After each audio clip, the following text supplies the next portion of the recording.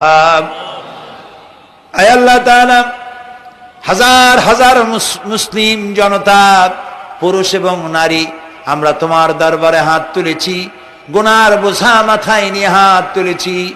দয়া করে আমাদের জিন্দেগীর সমস্ত গুনাহ খাতাকে আল্লাহ মাফ করে দাও।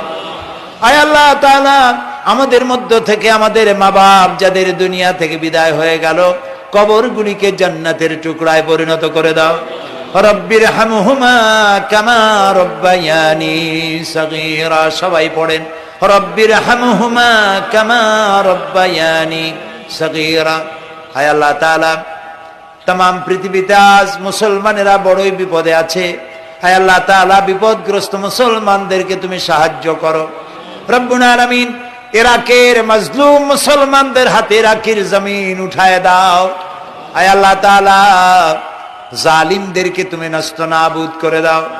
আল্লাহ তাআলা, বাংলাদেশ আমাদের প্রিয় জন্মভূমি, এই দেশের উপরে তোমার খাস রহমত নাজিল করো। আয় আল্লাহ তাআলা, ভূমিকম্পে আশেপাশের দেশগুলির মারাত্মক ক্ষতি হয়ে গেল। আল্লাহ তাআলা, তুমি আমাদেরকে দয়া করে বাঁচাই দিয়েছো।